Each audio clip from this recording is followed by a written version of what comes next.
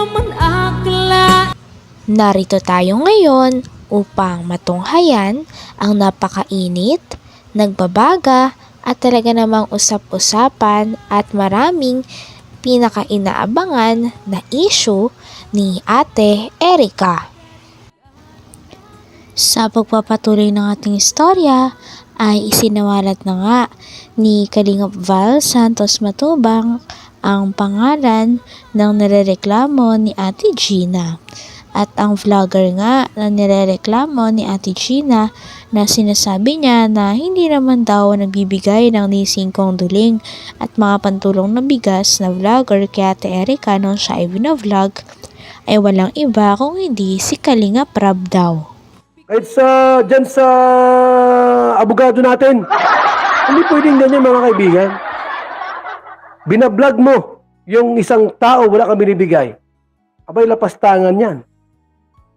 Ito po mga kalingap, una muna, isang babae po ang ating munang pakikinggan ngayon. Ito. Si Ginang Gina Panza, na ina ng dating Kalingap Angel at ex-love team partner ni Edu na si Erica, ay may aligasyon laban kay Kalingap Rab.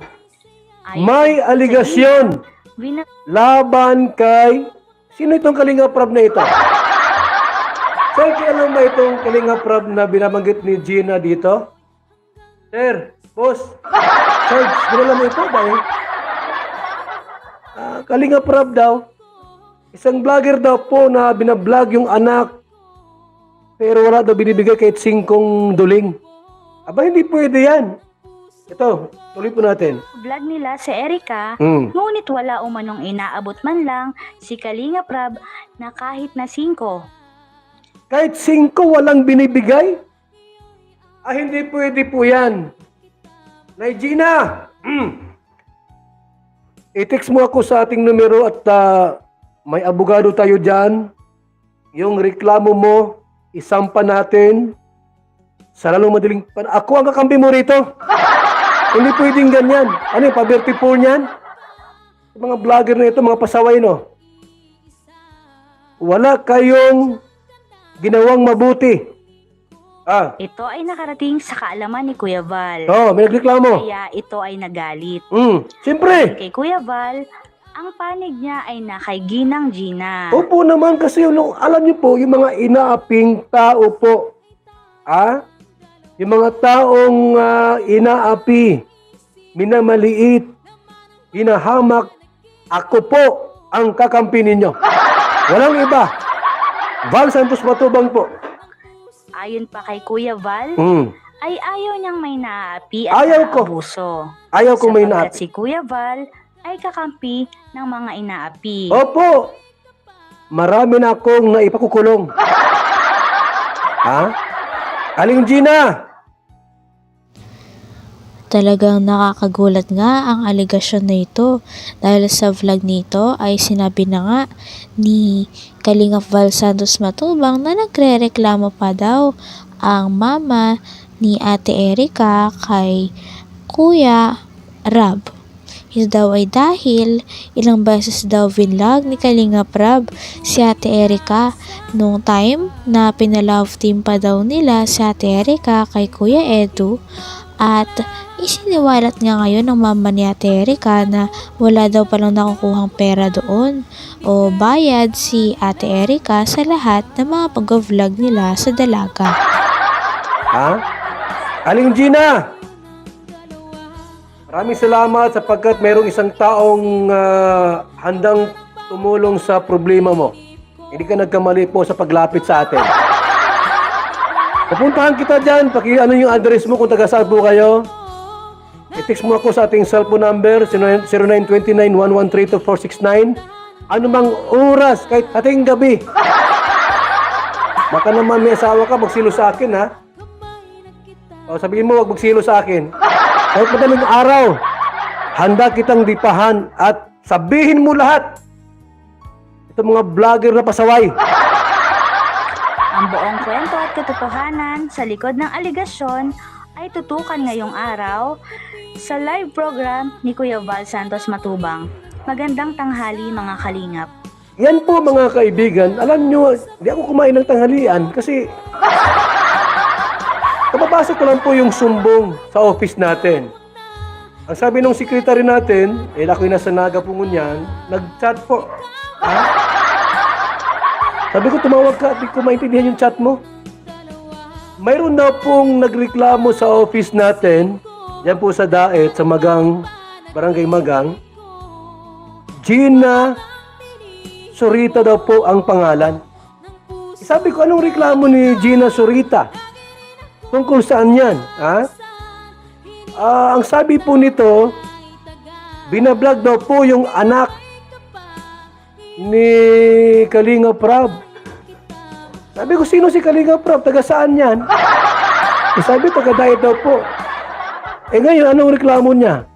Sabi ko, after daw po nung vlog, walang binibigay ni Singkong Kusing.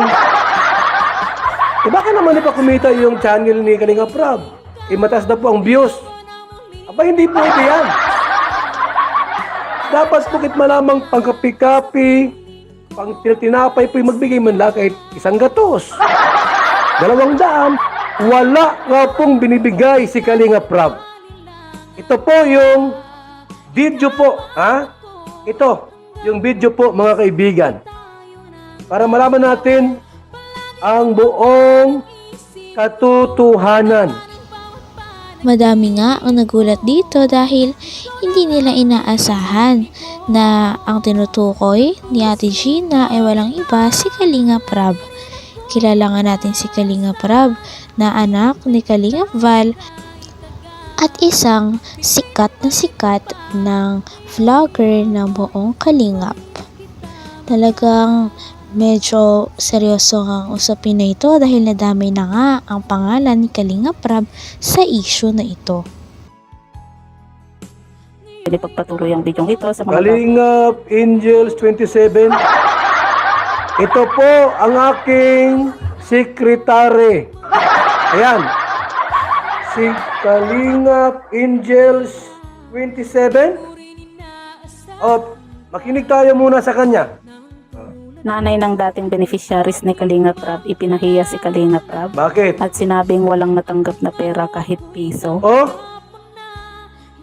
Wala daw pong natanggap si Erika kahit piso.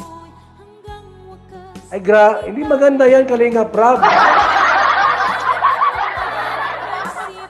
Kuripot, dapat pagka nag-vlog ka ng isang tao po, kinokontent mo yung tao, dapat kahit malamang pang tinatinapay, pang soft drinks, magbigay naman kayo.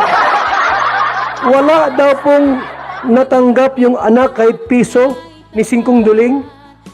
So, yan po yung ating pag-uusapan po mamaya mga Kalinga. Pero bago po natin ipagpatuloy ang video ito, sa mga bago pa lang po sa aking muntik channel, huwag po natin kalimutang suportahan ang ama ng Kalingap, Kuya Val Santos Ba't kasali? Matubang at Kalinga Prab. At paunawa po muna ang full video bago mag-comment para malaman ang nilalaman nito.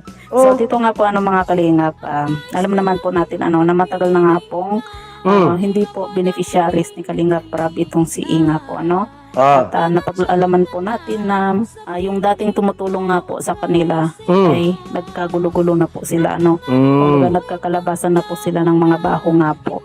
At ngayon po ay talagang hanggang ngayon idinadawit pa rin po itong si Kalinga Prab sa kanilang kaguluhan nga po. Maging ang nanay nga po nitong si I ay talagang ipinapahiya nga po itong si Kalinga Prab at sinasabi nga po na wala daw po silang natatanggap na pera. Wala, dito kay Kalinga Prab.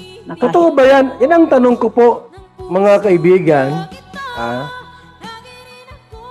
Totoo ba na walang natatanggap itong anak ni Gina Surita mula kay Kalinga Prab na pera o kahit Singkong Duling?